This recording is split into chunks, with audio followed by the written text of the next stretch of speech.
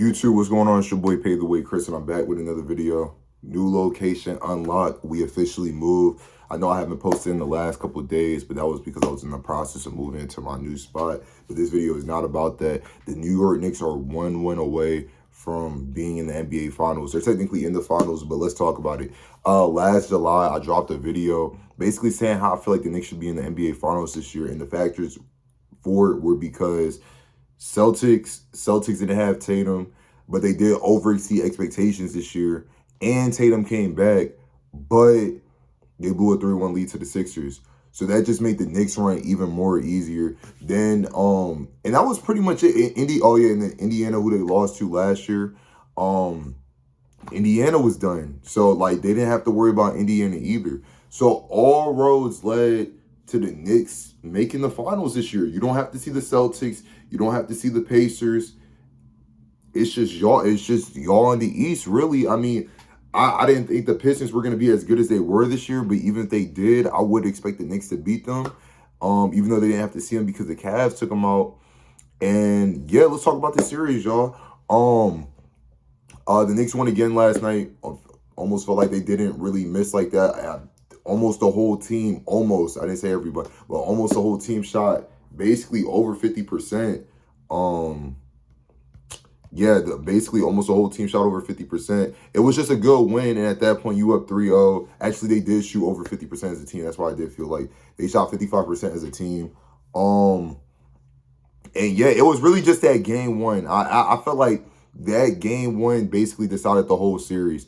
Looking back at that game when you're up 22 points with 7 minutes left, and I get it, runs, you know what I'm saying, but to allow that run towards the end of the game, granted you're on the road, that was just too much momentum. You win that game, this series could be completely different. The Knicks were on a break. You are just coming back off of a game 7. You know what I'm saying? It just made sense for the Cavs to win that game 1, but it just didn't happen. And now the Knicks are 1 win away. You're not making a 3. I mean, let's just be realistic. You're not making a 3-1 comeback. Harden has not been playing the best this series, period, even though he didn't play too bad outside of shooting his 3-point shooting last game. Or my fault, his percentage from 3, he just didn't hit threes, but like the overall game. Actually, no, he had 6 turnovers. I'm tripping. But yeah, Harden's just making his case even worse. You know, it's just very unfortunate. He turns 37 at this offseason, so I don't know where the Cavs are really going to move in that regard.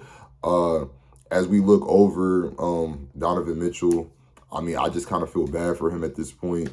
You know, it feels like he gives his all every season, and it's just like, you know, it just comes up short. Not saying he had the greatest series this series, but, you know, it's just, you know, he didn't play horrible, but he didn't play good either. So it's just like, outside of game 1, he didn't play great either. But it's just like, yeah, the Cavs, they got moves to make this all season. Donovan Mitchell turns 30 next season as well. It's unfortunate, but this was probably his best chance at, you know, seeing an NBA Finals. Moving back on to the Knicks will be seeing their first NBA Finals. So now, as the Knicks, you now try to see who you want to see in the finals. Now, in my opinion, if they see OKC in the finals, I got OKC winning the finals back-to-back years. I just feel like OKC up until this point, even without Jalen Williams, this team is just overly stacked.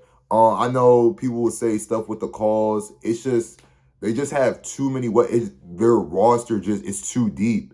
They're getting a lot of good minutes from their bench. And then on top of that, SGA, like, outside of that bad game when he had versus the Spurs, it seems like he's back to just playing at MVP form, finding people open, and just, you know, getting to his spots. I know people are going to talk about the calls from last game that they had. That's why, I mean, unfortunately, I wasn't able to make a video about that. But, I mean, the Spurs got free throws too. So, I mean, it is what it is with the foul baiting. That's just the generation of basketball we play in nowadays. It is what it is. But it's just unfortunate. But it's whatever, though, at the same time. It's just the game that we play. We just got to accept, like, you just got to accept it for what it is. But if I'm the Knicks, I want to play the Spurs.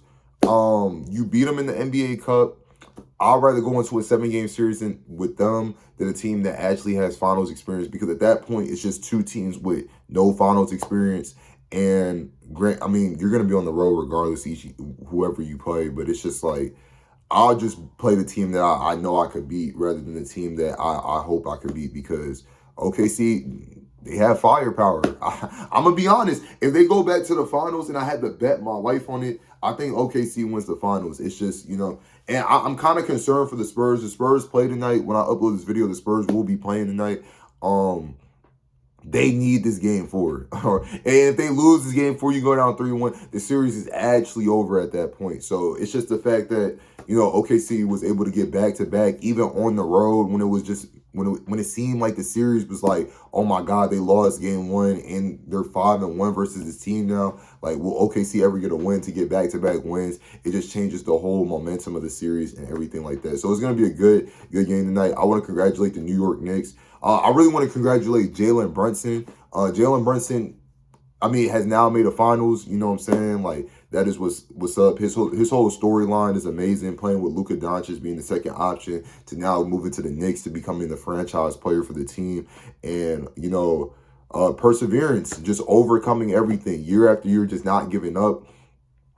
Making change, the Knicks staff for adding Karl Anthony Towns, giving him more weapons to work with, and just getting to this point. So it is respect for Jalen Brunson for carrying this team up into this point. Obviously, everyone put in their part, but Jalen Brunson is the front head for this team, and finally getting the recognition for it. He seemed very emotional after the win, after game 3, or after this past game 3. I'm proud to see him in the NBA Finals because I feel like he deserves it. And even from last year, fans saying like it's Brunson's fault. They didn't want him to take that many shots to begin with, and now he's the reason y'all are here. So it's going to be very interesting. I'm going to see if I can make my way out to New York personally to, just feel the energy of New York, because I know it's going to get crazy out there because they haven't been to a finals in God knows how long. But I'm ready to watch the Spurs game tonight, OKC series tonight, and we're going to have a good finals this year. We're going to have, I can guarantee, the Knicks aren't going to go outside, I don't think at least, but we're going to have a good finals this year regardless, though. Let me know what y'all think in the comments. It's your boy, Pave the Way, Chris. I'll catch y'all boys in the next one.